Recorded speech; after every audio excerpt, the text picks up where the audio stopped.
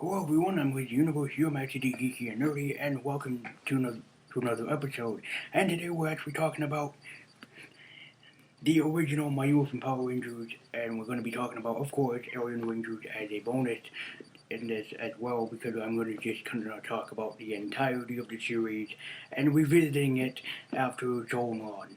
So, is it still a worthy thing to watch after all these years, is what I'm trying to say.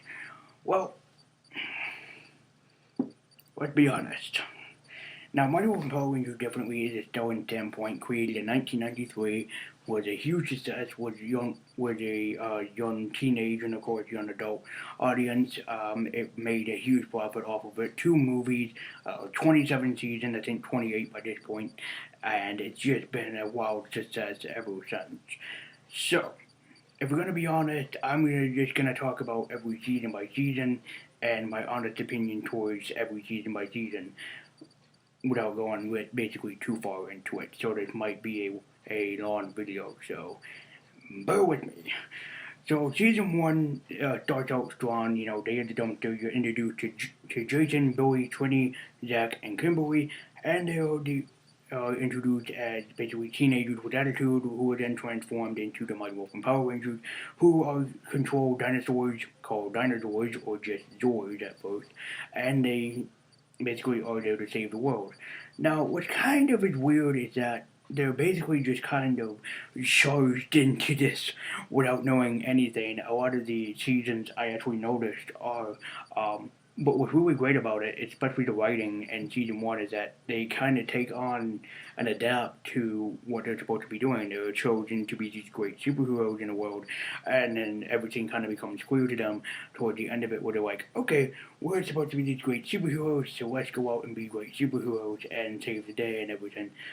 Every character has a really great character development, and you learn a lot about the characters, and especially a lot about them. Kimberly, especially being this basically teenage pretty girl who was transformed into this great um, superhero, this great Pink Ranger, especially when she leaves in season three, everything, is laid out for her right in there as a great character development. Billy Unhorn is a great and experienced science student, but in regards to everything that's been going on with him, eventually they take like this brave science student and turn him into something even more by season two, which I thought was great.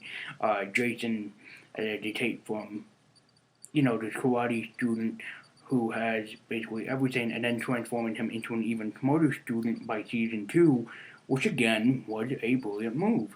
And Trini, who was this smart and great student, and turning her into even more of an agile friend, as well as faithful companion in season two, which I thought was great. Season one definitely has a lot of like cheesy moments in it, and I don't mean that to sound rude or weird or anything, but there are a lot of moments in season one where it comes off from like great moment and then transforms into like really cheesy moment. Now, probably the moment that really shine is when Jason David Frank is included in it, and Jason David Frank is included in Green with Evil, the Green with Evil saga. Now, of course, they really do set up a great character there with Tommy Oliver, but really nothing is explained about him at first. He's just this new student who comes into the picture, and they kind of set him up big. And then the problem is that after they set up Tommy Oliver and everything, and they have this character, they end up scrapping him basically really quickly. Like he's barely in any of the episodes, and when he is, he's just in there, and then he's gone. Um, I mean, that really feels kind of like a wasted potential. Like, you have this great person that you brought into this great actor, especially as young as he was, and then you bring him into this stellar performance, and then you didn't use him at first, which kind of feels left out. I mean, I did use him later on in season one, but for the first kind of episode after he's introduced, it feels really left out. Kind of in the same way that Zane and Power Rangers in space was kind of used like he was there, they set him up, and then they made him disappear, and then they set him back up again. It feels like a really weird and really cheap tactic to use in it.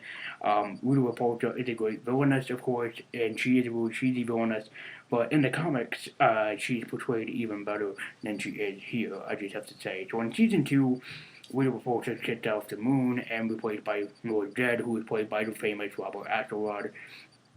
God bless Robert Axelrod. Um, and he is brought into the whole great performance, and he brings everything to his A game. He creates some really good monsters. The Power Rangers gain a new droids, which are the Thunder droids, and then they go to battle against Robert Axelrod as Lord Zed. And then they end up losing Tommy Oliver as the Green Ranger. He is stripped away from his powers for good. We all know this because it was set it up in season 1 where Tommy Oliver was losing his powers thanks to the Green Candle. Once the Green Candle runs out, he is powerless. And season 2, the Green Candle officially runs out. Tommy is no longer a Ranger for a long period of time, and he does not come back for quite a while.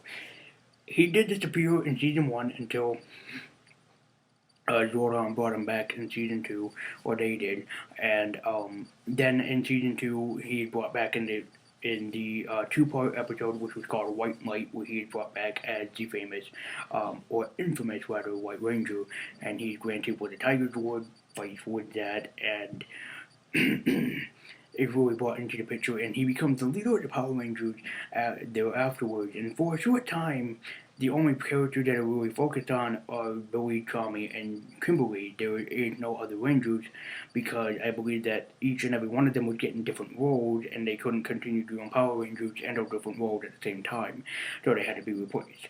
So insert they are replaced by Steve Corendez, who plays Rocky, Johnny Umboch as Adam, and I forget the actress's name who plays Aisha.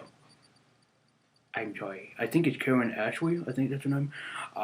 But yeah, there are really great performances in season 2 where they were brought in, and they brought in the most really good way of setting them up for being these kids that are from a different school who were put into a situation where they had no choice but to become the next power transfer of Power Rangers, and definitely they are the first power transfer in the entire season. And from there on, it becomes really my favorite season, especially season 2, when they were introduced, really becomes even more of my favorite season originally than what was anticipated in the beginning. And even though that Tommy Oliver as the Green Ranger is one of my favorite Rangers of all time, still, even so, in season 2, there's a lot of better episodes written and directed. Especially, there is a moment in season 2 where Tommy has to face off against his own self as the evil Green Ranger, which I thought was just brilliant. It was icing on the cake and everything, especially as a Ranger fan like myself. When season 3 is introduced, the Thunder Order destroyed by Rita's brother, Rito,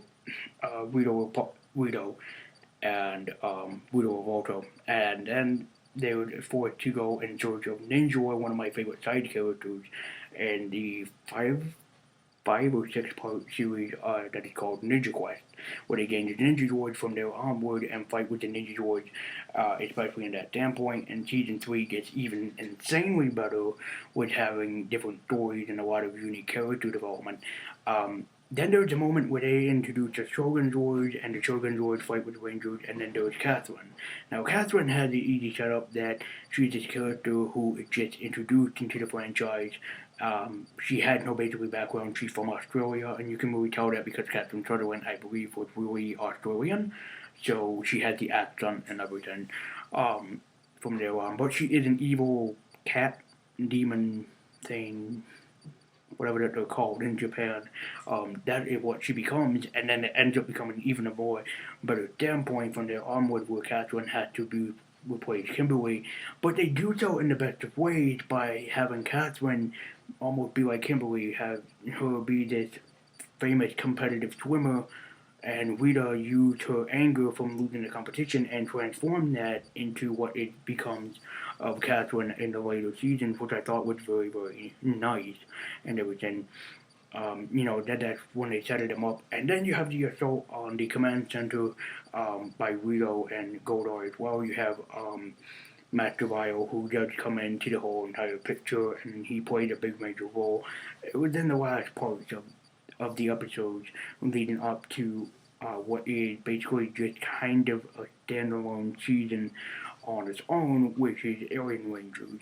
Um, and Alien Rangers, in my opinion, could have been a lot better. Definitely, in a standpoint alone, you have the alien rangers who come from Avatar, and they come to Earth in order to assist the Rangers and everything. But the problem with the alien Rangers is that they have to require water to basically breathe and live and fight on Earth. Now there is one episode of Alien Rangers that is actually my favorite, and for good reasons. It is directed by Paul Schreier, and if nobody knows who Paul Schreier is, he plays Bulk on every single season up until Lost Galaxy, where he is absent and makes a return towards the end of Power Rangers Samurai. There is an episode called Attack of the 50-Foot Bulk, where basically Bulk becomes a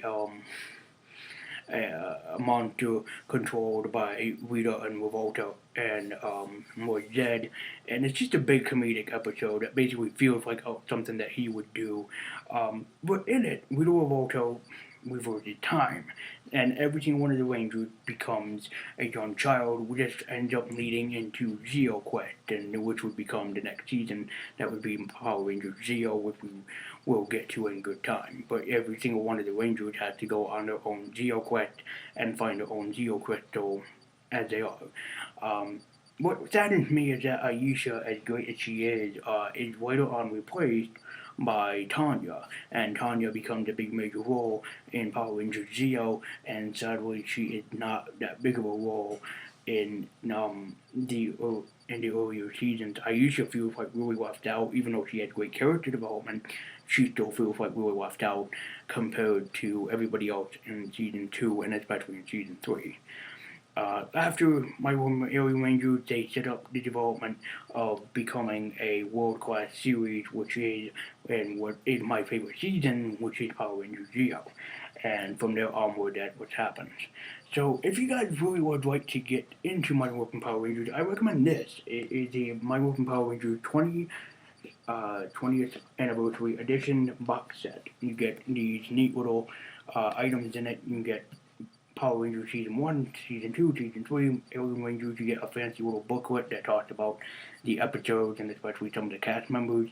And you have this DVD of bonus features, which include a look back at the series, the cast that they put up, the fans behind it, Mildred Monster Head, a special episode, Alfred's Magical Christmas, the fan club episodes, and more. And I can definitely say this before I end off the video. I actually did rent from a Blockbuster or something the fan club video, which is just Jason David Frank teaching people various martial arts and whatnot. It's silly and ridiculous as all hell, but for some weird reason I took it out. I think I thought that it was a what do you call it? I think at the time I thought it was an actual episode or a couple of episodes, but no, it actually was not. It was this silly thing that I actually ended up taking out and only watched it one time and never took it out again. So I think that is very hilarious. It's something that you should definitely get into, especially if you're getting into what you say at the time, that right now you're into the latest season, which is Power Rangers Dino Fury. This would definitely be a good starting point to get into and onto and whatnot. And as a guy who really does enjoy and love the series, it definitely is a really great standing point. So I would recommend getting this box set while you can. It is a worthy contender of money. It definitely is. But it is worth every cent that you can pay out for this. So anyway, thank you guys so much for watching. Let me know what you guys think about my Morphin Power Rangers down below, and let me know your own experiences with each and every one of the series. I think Season 1 is kind of campy, and it's kind of corny in a way. Season 2, it gets a little bit better. Still has that little bit of a corniness. Season 3, later on in Season 2, it gets better. Season 3, it gets really better, and then my Morphin Alien Rangers, it gets better up until it ends, which is sad for it because it's only like a 10-episode bonus series type of deal thing. I think, or 5 episodes, yeah, 5. So yeah. So thank you guys so much for watching, and this is Radio Universe, your master Geeky and Nerdy saying, excuse me, and I'll see you next time.